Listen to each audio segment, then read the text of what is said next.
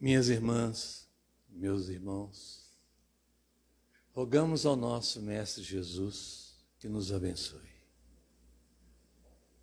E rogamos hoje, em especial, a nossa Mãe Santíssima, para que estenda sobre todos nós, e em especial, aos espíritos que se fazem presente para, junto conosco, refletir sobre o tema da noite. Pois hoje vamos falar sobre a culpa e sobre o auto-perdão. A culpa é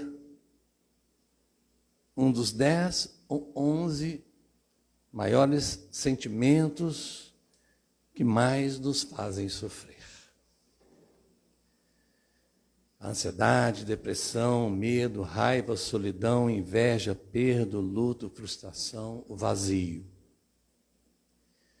Mas eu ouso afirmar que de todos esses, nós, cada um de nós, em nossa condição espiritual, já experimentamos a culpa. Talvez algum desses outros já estejamos afastados, outros nos aproximando mais, mas a culpa faz parte ainda de nossas recordações dos equívocos em nossa conduta espiritual. A culpa é um assunto de tamanha profundidade, porque ela, acrescida de sua contraparte, a raiva, do ódio, do desejo de vingança. Muitas das vezes se faz presente no palco de séculos e mais séculos de profundo sofrimento, de espíritos que se perderam nas lembranças sombrias de um passado de dor. Ainda hoje, há espíritos que lutam entre si séculos e séculos, alternando de algoz para vítima, alternando entre a culpa e o ódio. E nós não estamos distante disso. É por isso que hoje, em especial, eu dedico esse estudo aos espíritos que buscam se libertar da culpa, através do aprendizado necessário que se faz do perdão e do auto-perdão. E nos propomos, humildemente, reconhecendo ainda as nossas deficiências e o quanto também emaranhados estamos em processos de culpa, de dor, de raiva. Mas almejamos, sim, dedicar a esses espíritos, seguindo uma trilha de compreensão, aonde a doutrina espírita, o Evangelho de Jesus e o arcabouço teórico da psicologia positiva, eles sim é que vão falar para nós. E nosso papel é trazer esta mensagem e juntos, refletirmos e pensarmos nesse tema. Nossa proposta, ela tem 4 dimensões. Vamos falar sobre a dimensão consoladora da doutrina espírita, alinhado com a culpa e o auto-perdão. Vamos falar sobre os questionamentos que habitualmente nos fazemos. Quando conversamos sobre culpa, o que normalmente as pessoas conversam? Seja no dia a dia, seja nos consultórios da psicologia. Vamos, é claro, trazer Jesus e sua mensagem de misericórdia e compaixão. E vamos trazer 7 passos práticos para a superação da culpa, tentando dar um colorido prático para que possamos incorporar algum desses aspectos à nossa prática diária. E, por fim, retomaremos a dedicatória, trazendo a imagem de um espírito a quem devemos ter muito mais do que o tratamento que trazemos de revolta em cima das suas condutas, mas uma profunda gratidão ao que esse espírito fez, inclusive em prol da doutrina espírita. Então, na dimensão consoladora da doutrina espírita, nós queremos trazer os 5 princípios da doutrina e analisar cada um deles na ótica do perdão, do auto-perdão e da culpa. E seguindo o método estabelecido pelo nosso codificador, vamos trabalhar a maior parte do tempo através de perguntas e respostas. Então, a primeira pergunta sobre a compreensão de Deus. Deus é um dos primeiros princípios da nossa doutrina. Como a compreensão que temos sobre Deus é capaz de influenciar nossa capacidade de lidar com a culpa e de praticar o perdão. Veja bem, é trazer a compreensão doutrinária à luz da temática, buscando, é claro, a dimensão consoladora que a doutrina nos traz. Então, a compreensão de Deus como um ser de amor infinito, justiça perfeita e misericórdia sem limites, pode transformar profundamente nossa abordagem à culpa e ao perdão.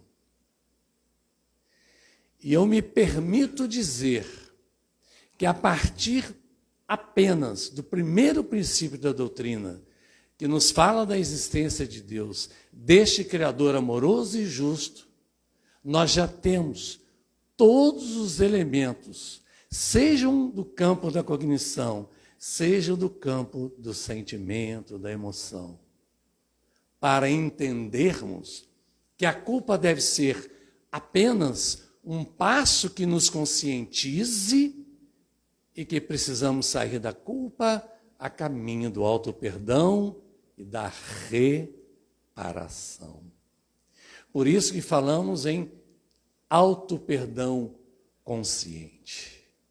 Não é apenas um auto-perdão que nos livra de qualquer lembrança de um equívoco passado, mas é uma consciência no sentido desse amor de Deus e que precisamos, perante a lei, reparar a nossa condição de equivocado. Então, reconhecendo que Deus não deseja nosso sofrimento, mas sim nossa evolução e felicidade, podemos nos sentir mais propensos a liberar a culpa e a abraçar o perdão, vendo esses atos como alinhados à sua vontade, à vontade do Pai, de amor e compaixão por todos os seres. Aí já temos todos os elementos que precisamos.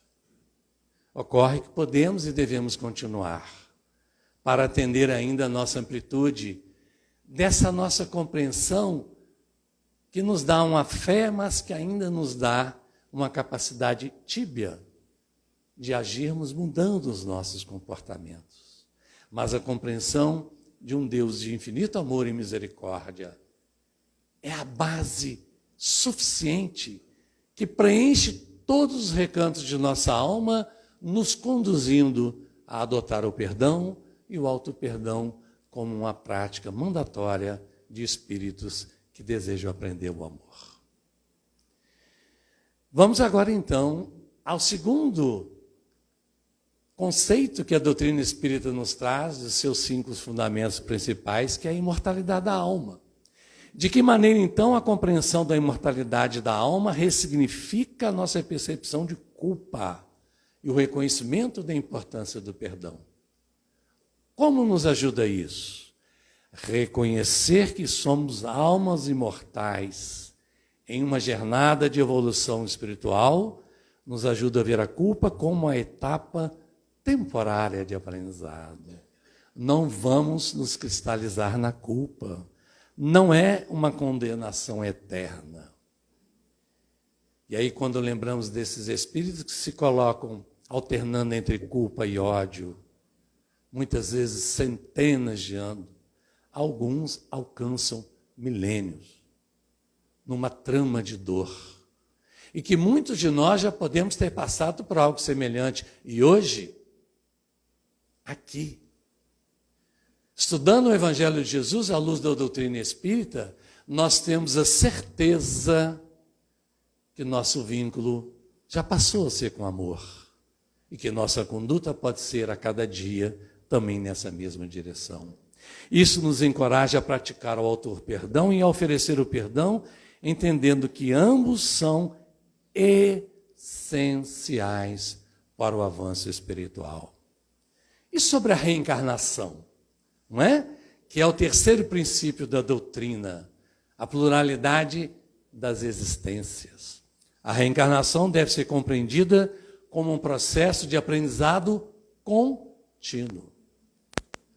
Não é mais olhar a reencarnação, sabe, como aquela oportunidade de repetir de ano e pagar e culpar, não. É uma oportunidade de aprendizado, onde cada vida oferece oportunidades para o despertar espiritual, além, vejamos bem, da possibilidade de reparar erros passados e evoluir moral e espiritualmente. Olha que maravilha. A reencarnação é uma bênção que nos dá a oportunidade de despertarmos virtudes na mesma medida que vamos ajustando-nos com a lei maior. Esse processo, essa reflexão, visa que nos ampliar a condição e a compreensão de que se a culpa tem em nosso psiquismo um espaço associado aos nossos equívocos, o perdão e o auto-perdão há de ser uma marca em nossas ações espirituais para que possamos nos libertar da dor. Então, compreender que a culpa pode ser resultado de atos de vidas passadas, pode ser lembrando que muitos dos nossos equívocos são cometidos nessa encarnação. Nós habitualmente achamos que todos os equívocos é a encarnação passada. Não, nós somos ainda bons em equivocar. Nós cometemos muitos equívocos nessa mesma encarnação. E isso pode trazer um novo sentido ao auto-perdão e ao perdão, aliviando o peso da culpa, incentivando a transformação pessoal. A psicologia nos faculta uma oportunidade que muito de nós tem na própria vida, através das relações.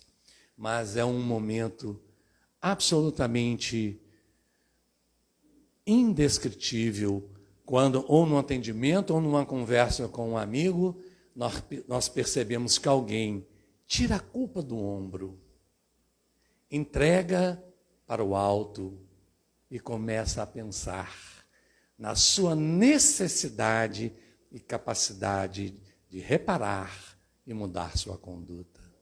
Isso é algo assim absolutamente emocionante e divino nas relações humanas. E como os princípios espíritas podem nos guiar nessa transformação de sentimento em culpa? Que estamos chegando aí no nosso quinto princípio. Os princípios cristãos espíritas encorajam-nos a transformação da culpa em ações de reparação.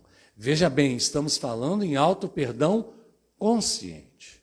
O auto-perdão consciente parte da consciência. Nós vamos ver os 7 passos. Mas tem que partir de uma consciência, de um reconhecimento do equívoco e tem que caminhar em direção à reparação e, a posteriori, e finalmente, numa mudança de conduta efetiva com relação a onde erramos.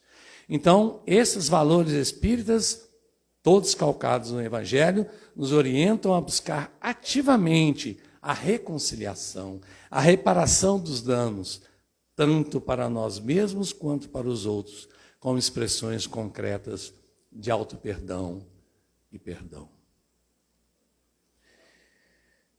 Os questionamentos que habitualmente nos fazíamos.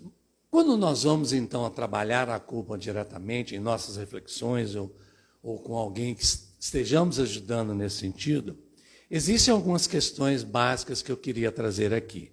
E me permitir hoje trabalhar bem calcado no texto e no escrito, porque este é um assunto em que nós temos que trabalhar à luz do ensinamento reservado de nossa capacidade, muitas vezes, de interpretá-lo de forma equivocada. Então vejamos, por que me sinto culpado? De onde vem esse sentimento? A culpa, em essência, pode ser entendida como uma manifestação do espírito que reconhece, vou incluir, muitas das vezes em nível inconsciente, ele reconhece que se afastou das leis morais universais. Então, a culpa é um sinal de que existem lições a serem aprendidas, reparos a serem feitos, tanto nessa vida, quanto em relação a vidas passadas. Mas adianto, não é necessário descobrir, entende? Em que vida eu fui algoz, em que vida que eu fui vítima. Porque é nesta vida que nós somos comprometidos com a reparação. É isto que importa. A quantidade de pessoas que gostam, né? Eu gostaria de fazer regressão para saber quem eu fui, não é isso? Isso, assim, é algo que eu recomendo muito cuidado, porque os livros de histórias não comportam a quantidade de Dom Pedro, né, de Princesa Isabel, de Júlio César, que tem na humanidade. Porque, na verdade, há todo um campo de projeção, tanto psíquica quanto espiritual, de identificação projetiva, e há todo um aspecto de fantasia também que as pessoas criam. Porém, mesmo que saibamos quem fomos, e por vezes os espíritos permitem saber, para a nossa compreensão e nosso aprendizado, o que é mais importante nós sabermos é quem nós somos nessa encarnação. Então, o sentimento de culpa, ele deve ser entendido como um sinal de que precisamos ir em direção à reparação. Mas como eu posso, então, lidar com a culpa de maneira saudável, né? Como é que eu lido com isso? Encarando a culpa como uma oportunidade para crescimento espiritual e reparação. Não é brigar com a culpa, mas também não é ficar vivendo sujeito a ela. Ela precisa ser compreendida, ela precisa ser diluída, ela precisa ser ressignificada e potencializada na capacidade da gente reparar, de nós melhorarmos. Então, através do autoconhecimento, não é por menos que no Livro dos Espíritos nós temos a grande questão da necessidade do conhece-te a ti mesmo e do trabalho no bem. Não podemos esquecer isso. Está difícil, trabalhe no bem. Está mais difícil ainda, trabalhe mais no bem. Eu garanto. Então, esse trabalho no bem, esse autoconhecimento, nos ajuda a transformar em culpa em motivação para melhorar nossas atitudes e comportamentos. Então, veja bem, não é abraçando a culpa e se retendo na culpa. Não é.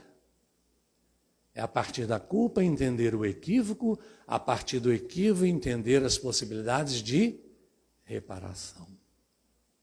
Inúmeros espíritos precisam se libertar da culpa antes de reencarnar, para que possam ter condições na reencarnação de cuidar muito mais do despertar das virtudes do que ficar se lapidando pela dor por ainda não ter encontrado o caminho da consciência e da reparação. E é possível Veja a pergunta. As pessoas perguntam, mas eu posso me perdoar pelos erros que cometi? Sim, pode sim. O auto-perdão é um processo essencial. E há aqui algo que eu quero observar, que eu já tive a oportunidade de ouvir alguns estudos, em que se recomendam, né, um cuidado com o auto-perdão, que o auto-perdão pode significar digamos assim, um sentimento de, está tudo bem, não foi nada que eu fiz. Não é este auto-perdão que nós estamos falando. Nós estamos falando do auto-perdão consciente. E aí nós vamos ver as suas etapas. Então, reconhecer os erros, se comprometer com a mudança, é ato de amor próprio e respeito às leis divinas. E sempre lembrando aí da importância da reparação. Nós não podemos esquecer. Não se pode escutar em auto-perdão sem se pensar em reparação. O auto-perdão consciente contempla a reparação. Uma outra pergunta, como posso praticar o auto-perdão se eu tenho dificuldade? Está o caminho, a oração e a meditação, em primeiro lugar. Para que venhamos a nos fortalecer, buscando a orientação espiritual para a compreensão e aceitação dos próprios erros. Aqui, um alerta importante. Aceitar os próprios erros não é cair no senso comum. Eu nasci assim, eu sou assim e você sempre assim. Não é isso. Aceitar os próprios erros é aceitar as condutas equivocadas de um passado, mas que requer a revisão da conduta. Requer a mudança de comportamento. Uma mudança de comportamento que esteja baseada numa compreensão de que eu fui, mas não é o que eu quero ser a partir de hoje. Então não é, eu sou assim mesmo, né? Pau que nasce torto, morre torto. É uma frase que é verdade, né? A madeira que nasce torta ali morre torta, a não ser que você pegue e utilize ela de outra forma. Mas nós não somos gravetos. Nós somos almas lucigênitas, a caminho de o despertar. E aí, não só oração e meditação, como a prática da caridade, do amor, também são caminhos. O bem, o amor, porque é através do amor que nós vamos fortalecer o ama ao próximo como a ti mesmo. E quando eu nivelo, quando eu entendo que amar ao próximo como a mim mesmo e amar a mim mesmo como ao próximo, está no mesmo patamar, está no mesmo momento. Neste momento, o perdão e o auto-perdão não se diferenciam. Porque eu estou falando do mesmo amor. Que é um amor pautado no amor de Deus. Então, outra pergunta. Mas como eu posso perdoar alguém que me machucou? Porque a prática do perdão e do auto-perdão, o auto-perdão, está vinculado diretamente ao perdão. É ama ao próximo como a ti mesmo. Ama a ti mesmo como ao próximo. Trabalhamos no título hoje da palestra, especialmente o auto-perdão, porque o nosso objetivo nasce do estudo a partir da culpa, na consciência de inúmeros espíritos que estão ainda em processo de culpa. E digo mais, por que isso é extremamente relevante? Primeiro, todos nós estamos nesse cenário. Segundo, em vista do planeta de regeneração já está aí, em configuração, tomando conta, acreditem. Eu sempre digo que por uma questão vibratória, se nós nos detivermos a um processo de culpa extremamente ferrenho, não tem ingresso para a gente. Mas não é por castigo, não. É porque não haverá ressonância vibratória. Então, é muito importante nós estabelecermos que nesse período de mudança, O auto-perdão e o perdão, tudo isso calcado na reparação, é o primeiro ingresso para que a partir daí viemos assumir o compromisso da construção de um mundo fraterno. Por isso que o auto-perdão e perdão é extremamente associado à prática do bem, porque ele requer o amor na estrutura essencial da alma, para que o perdão e o auto-perdão vibre nas profundezas de nosso espírito como uma faceta natural do amor maior. É assim que temos que pensar. Então, uma pergunta que também faz: significa o perdão que tem que esquecer o que aconteceu? Não obrigatoriamente. Os pesquisadores do perdão no campo da psicologia, eles afirmam não. Eu acrescentei não obrigatoriamente e vou dizer por quê. Na verdade, perdoar não significa esquecer, mas sim, perdoar é não permitir que as mágoas influenciem nosso presente e nosso futuro. É um ato de força e libertação interior. Ocorre que os espíritos mais evoluídos, eles perdoam. O esquecimento é algo que tudo que nos ocorre estará sempre gravado nas nossas matrizes de memória perispiritual. Perispiritual é o mais que tem essenciado. Toda a nossa trajetória evolutiva está ali representada. Porém, a diferença é que, pelos espíritos evoluídos, esta lembrança não é vista com ódio, não é vista com dor, não é vista com culpa, mas sim como passos de aprendizado e, portanto, na maioria das vezes, reconhecido como uma oportunidade de crescimento espiritual. E Jesus e o perdão? Essa é a parte que eu mais gosto. A doutrina espírita, ela nos acalenta, ela nos ajuda a entender com o coração e com a mente. Jesus, ele nos ajuda a compreender de dentro para fora e de fora para dentro. Eu conversava com minha esposa e com um amigo, lembrando de momentos de minha vida, quando eu tive a oportunidade de estudar no Instituto Militar de Engenharia. E eu dizia o seguinte: lá me viraram do avesso. Porque lá eles viram a gente do avesso mesmo. E depois que eu pensei nisso, eu falei: meu Deus, quem verdadeiramente me vira do avesso é o Evangelho.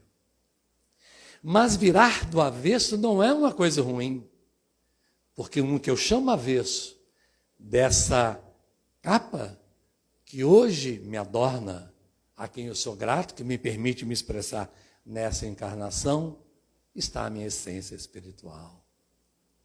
Então o Evangelho, Jesus, toca a nossa alma.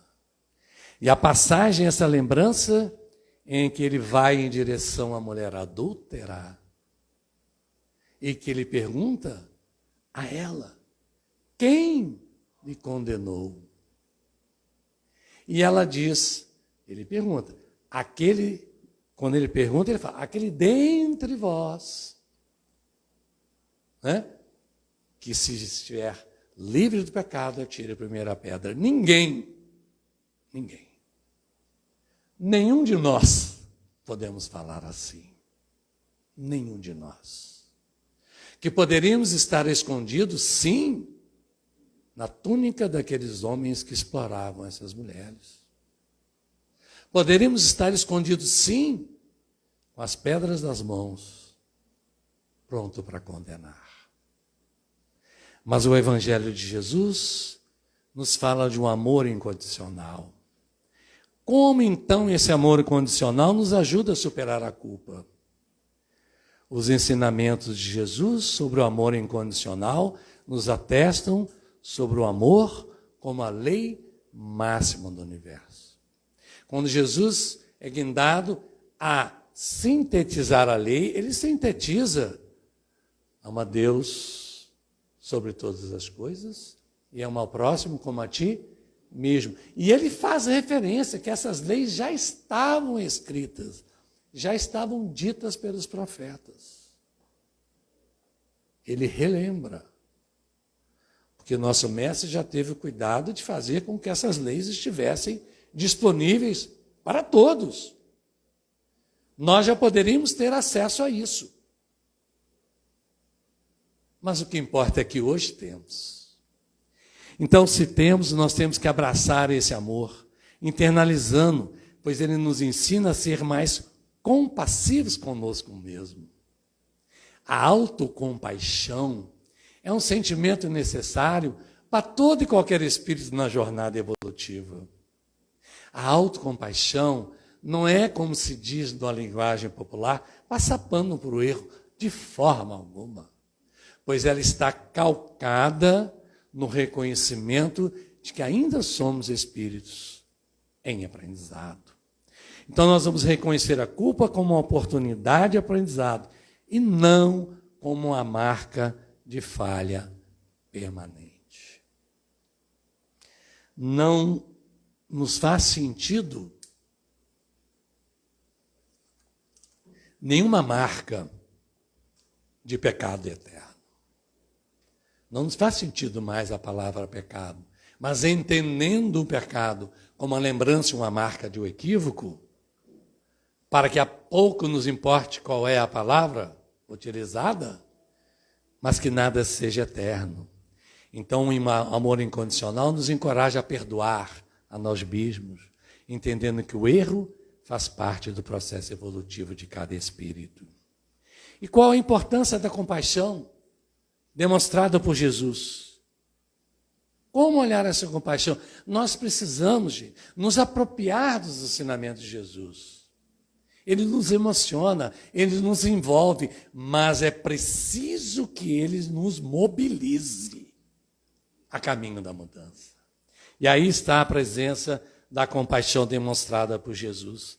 É um modelo para comportamento espírita, mostrando que a verdadeira compreensão e empatia pelos erros e sofrimentos, os próprios e os alheios, transformam corações e mentes. É transformador.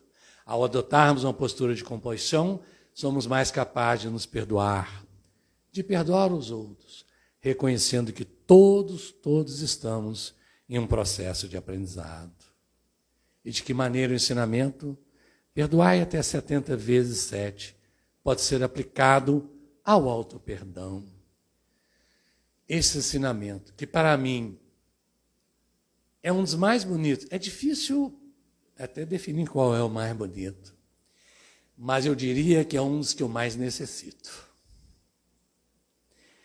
Sublinha a necessidade de um perdão persistente, sem limites, aplicável tanto ao perdão dos outros quanto ao auto-perdão, enfatizando a paciência e a compreensão contínua do processo evolutivo.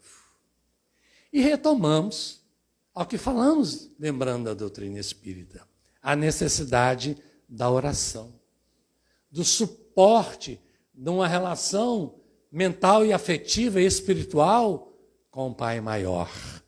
Porque a oração é uma prática espiritual que fortalece a conexão com o divino, oferecendo consolo, orientação e força para superar a culpa e praticar perdão, alinhando-se com a misericórdia e o amor divino.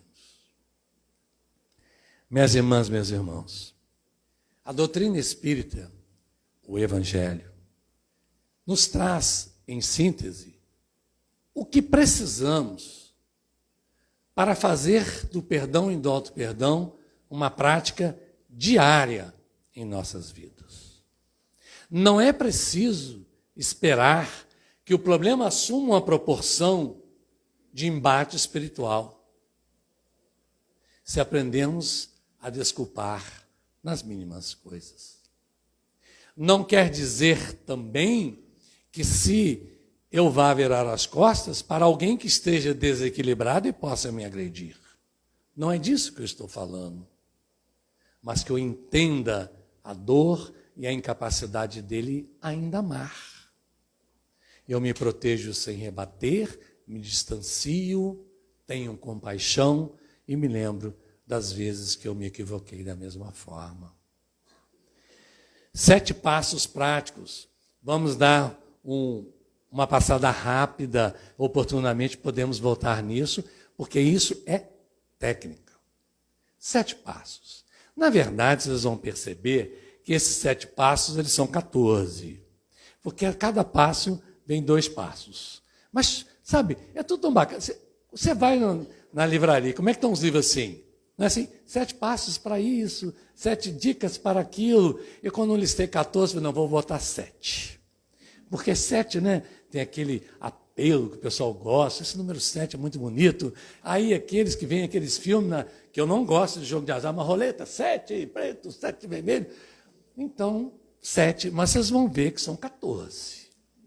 Tá? Mas vamos pensar como 7. Primeiro, reconhecimento e aceitação. Gente, a gente tem que reconhecer a culpa. Entender que erramos. Entender o sentimento que nós estamos caminhando. E ser específico. Aqui que está a diferença. Sabe aquela culpa difusa que a gente cria? Que a gente pega qualquer pedra e põe no ombro, já não sabe nem porquê? Não. Tem que ser específico. É preciso entender aonde eu errei. Preciso entender porque eu errei. É bom que vai evitar que eu erre de novo. Mas primeiro, onde eu errei e o que eu vou poder fazer. E aceitar o sentimento. Permitir sentir culpa sem julgamento. Olha só. Porque na hora que eu sentir a culpa sem julgamento, a culpa deixa de ser culpa e passa a ser o quê? Consciência do erro. Então, se eu não reconheço e não aceito, eu vou ficar ou numa alienação do meu equívoco, tá? E um dia ele vai bater na porta, lembra de mim? Cheguei. Ou fica na alienação, ou a gente vai ficar preso aos agrilhões da dor. Nenhuma coisa, nem outra. Reconhecer e aceitar. Aí vamos para o passo 2. Reflexão e compreensão. É necessário perguntarmos a nós mesmos o que essa culpa está me ensinando. O que ela vem me ensinar? Qual é o aprendizado que eu tiro daí? Como eu posso melhorar a partir daí? Que lição precisa ser aprendida com este equívoco? E aí eu preciso também ver as circunstâncias, ter uma perspectiva mais ampla, inclusive da minha própria pequenez. Inclusive de onde eu faltei, ou o que me faltou. Foi paciência, foi amor, foi compreensão, foi uma raiva excessiva. Eu preciso compreender isso. E é a partir de uma reflexão. Eu primeiro, de fato, eu tenho que reconhecer, aceitar, para poder refletir e compreender. E aí, nós estamos a meio caminho no ponto de responsabilidade e reparação. Assumir a responsabilidade. Reconhecer a parte do equívoco.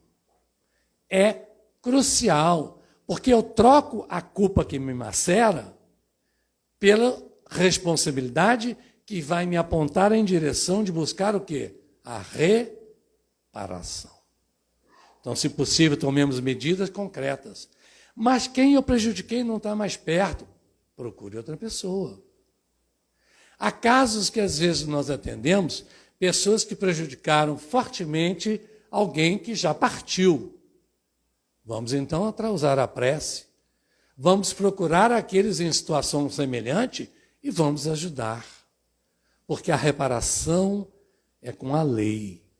A reparação é com a própria consciência. E aí nós buscamos reparar e estamos para o passo 4, que é o auto-perdão consciente. Então, praticar o auto-perdão concedendo a si mesmo. E A psicologia nos diz rituais de liberação.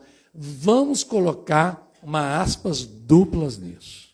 Ritual de reparação não tem nenhum aspecto ritualístico externo.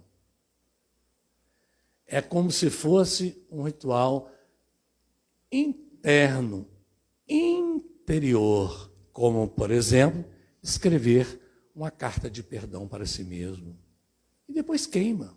Aliás, essa é uma técnica extremamente eficaz. Você escreve a carta de perdão para si mesmo, externa, e se tiver condições, você queima. Pica, tá? Não quer queimar, rasga, deixa quietinho. Um dia queima, num simbolismo de que você está externando a culpa, contudo, mantenha a consciência da reparação.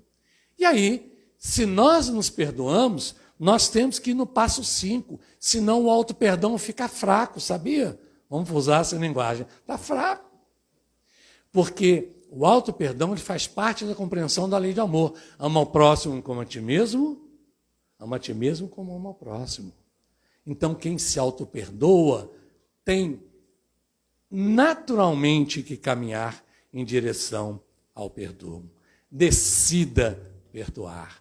Faça uma escolha consciente. Busque alguém nos escaninhos de sua alma que você precise perdoar. E, se possível, expresse o perdão. Expresse. Vá lá, digo. Acreditem, eu tenho um grande amigo meu, grande amigo, um companheiro espírita, que um dia, por conta de uma divergência de ideias, numa outra situação nossa profissional, nós nos afastamos. Não houve raiva, não houve nada disso. Mas, engraçado, houve um sentimento recíproco de mágoa. E é engraçado como a gente tem mania de ficar magoado com o outro, e o outro fica magoado com quem? Com a gente, não fica? Aí fica uma mágoa só. E nada, absolutamente nada se resolve. E passaram-se os anos, e eu vinha lembrando muito dele.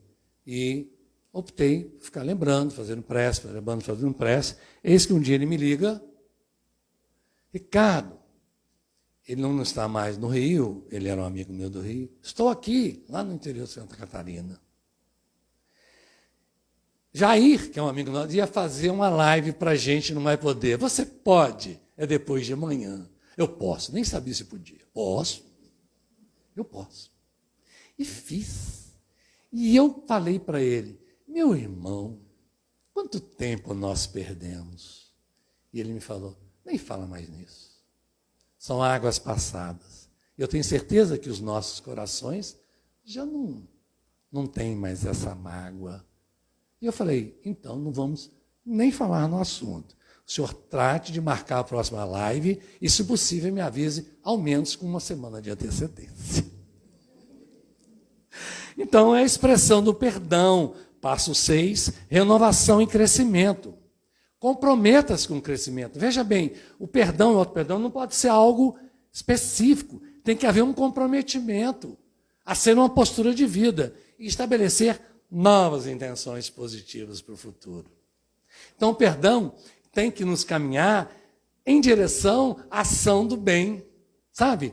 O perdão tem que chegar tão fundo na nossa alma que a gente vai parar de ficar esperando situação ruim para perdoar. Entende? Ah, aprendi a perdoar. Aí eu vou esperar. Agora vou esperar alguém me fazer mal para perdoar. Não! A gente troca essa espera do mal e vai para a ação do bem. Porque entendemos que a raiz da falta de perdão não é o mal. A raiz da falta de perdão é a falta de amor. Então, item 7, prática contínua. Então não são 14, serão 12, porque tem 2 juntinhos. Que bom, fica menos. Prática contínua. Perdão é uma prática. Comprometa-se a revisitar esses passos sempre que novos sentimentos de culpa surgirem. Lembrando-se de cada momento é uma nova oportunidade para escolher o amor e o perdão. Então, minhas irmãs, meus irmãos, nós vamos passar agora para a nossa parte final. Eu gostaria de dizer a vocês que esse é um estudo que ele é voltado fundamentalmente para os espíritos. Sejam desencarnados ou os encarnados, tá? Mas porque nós entendemos que a raiz da culpa precisam ser finalmente desvencilhadas pela presença do amor. E aí eu queria relembrar desse espírito Judas Iscariotes, que ainda hoje, nas épocas de Páscoa, é relembrado pelo seu equívoco e nós esquecemos dos nossos equívocos. Uma coisa que eu gosto sempre de pensar perante o erro do outro, às vezes eu penso assim, e se fosse eu no lugar dele? Se fosse eu. Esse espírito Judas, ele até hoje, como nos relata Humberto de Campos, no seu livro Crônicas de Além Túmulo. Em outras passagens, Humberto de Campos relata também a experiência de Judas. Que ele até hoje, nestas épocas de festa junina, ele volta à região aonde ele conviveu com Cristo, senta perto, muitas vezes, do próprio Getsemane, e fica em profunda reflexão. E esse espírito que nós estamos falando, que desejamos aqui homenagear, agradecer pelo profundo trabalho que ele fez em prol da doutrina espírita, enquanto sua encarnação de Joana d'Arc, que teve um propósito profundo de evitar uma miscigenação equivocada em função da guerra Inglaterra-França. Porque os espíritos vinham trabalhando há anos a questão genética para criar a predisposição da manifestação mediúnica, que era preciso se ter também na França. Porque sabemos nós que a mediunidade tem a sua componente orgânica, portanto, a disposição da epífise ou glândula pineal sofre os seus processos de influência genética, de hereditariedade. Embora a mediunidade seja algo do campo espiritual, a sua manifestação através do médium passa por processos neurofisiológicos do encarnado. E esse espírito de Joana d'Arc, ele vem doar também a sua vida. Aos 19 anos, também é traído e queimado. Permitindo que, através de uma diminuição do avanço, do que poderia atrasar por volta de 100 anos, trazer a doutrina consoladora, que hoje aqui nos abraça, foi no empenho desse espírito e de muitos outros também, na dor deles, na reparação. A reparação. Não foi um castigo, foi uma reparação para com a lei, para com o mestre, para que se cumprisse na terra os planos do que Jesus havia prometido, de que recebêssemos o Consolador prometido.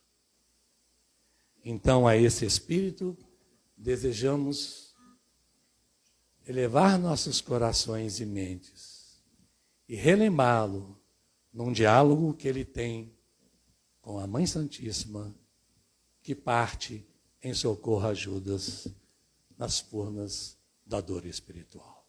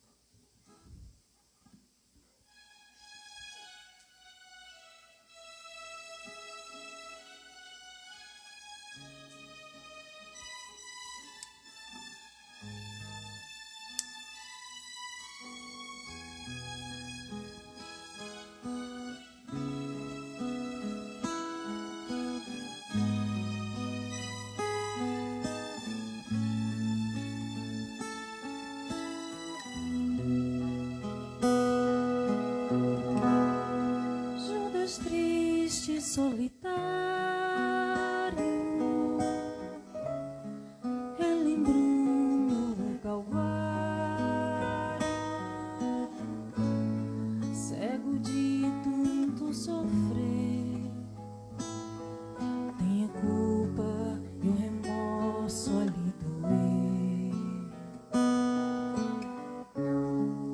No meio da noite escura,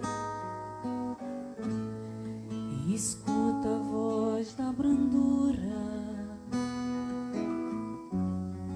Meu filho, por que choras?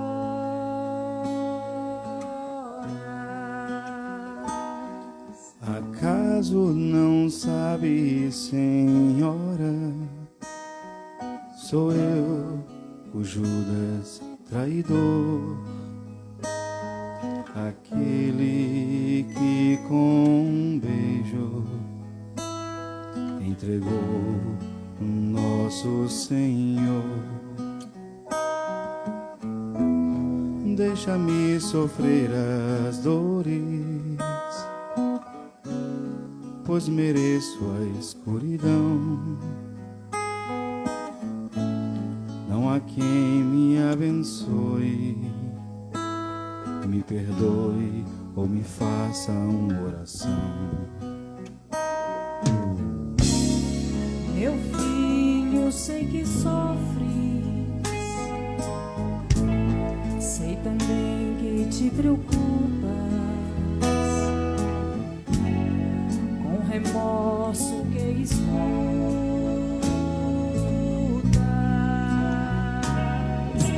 Venho apenas falar-te, confia em Deus que é teu Pai.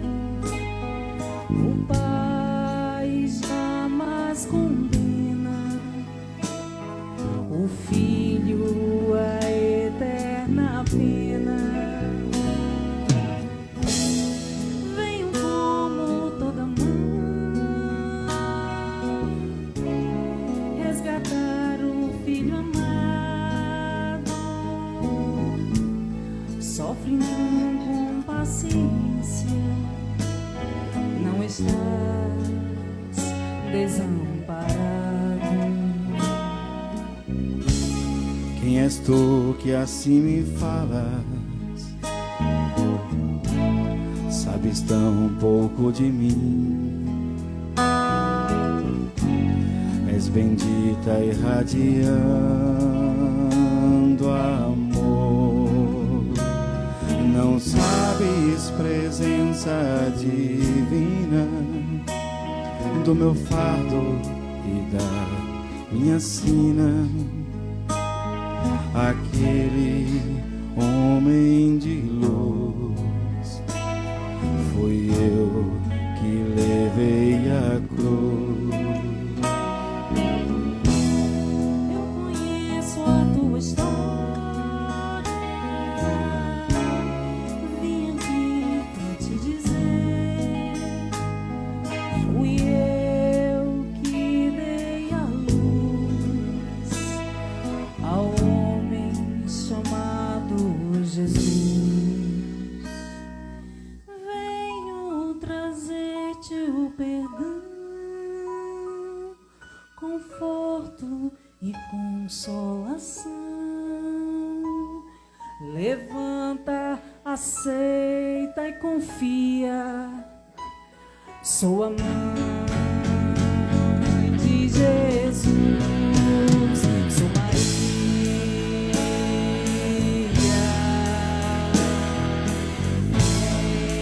Dá-me tua mão.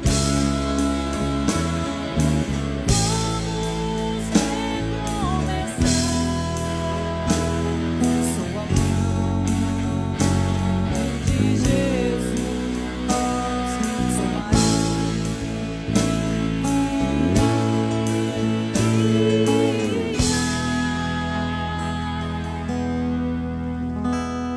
Para todos que caminham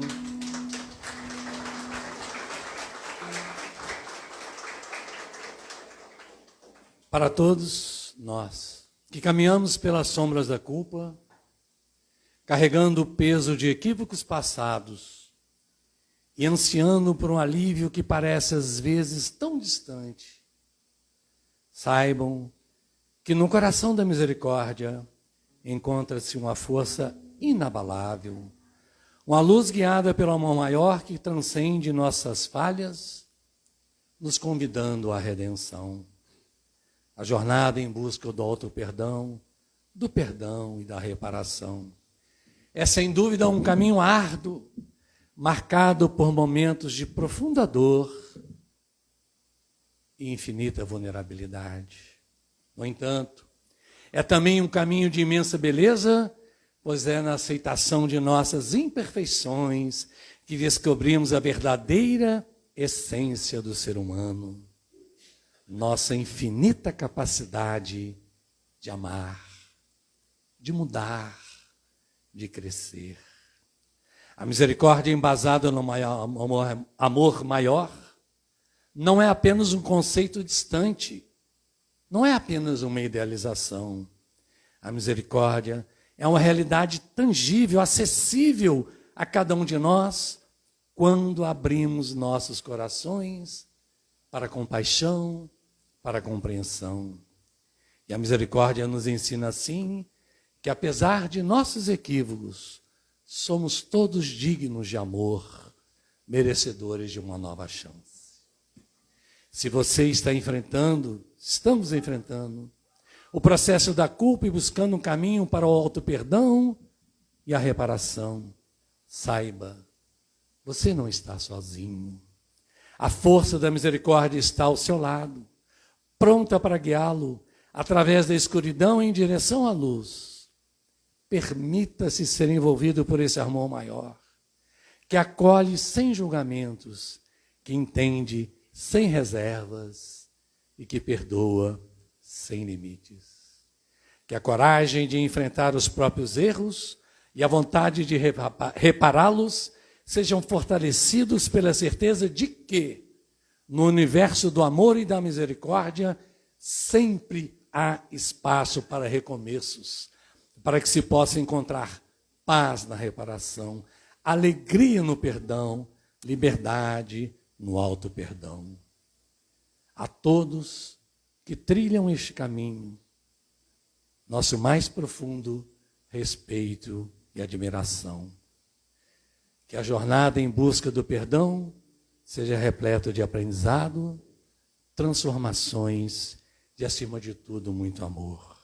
E que a luz da misericórdia divina ilumine nossos passos, trazendo serenidade para o coração e a certeza de que, no final, o amor sempre prevalece. E que o manto de nossa Mãe Santíssima, Maria, aqui tão bem lembrada no momento de socorro a Jesus, nos envolva a todos, e em especial aos espíritos que se fazem presente, concedendo-nos a todos o conforto de sua misericórdia. Que Deus os abençoe a todos. Gratidão aos amigos do Infinito Bem.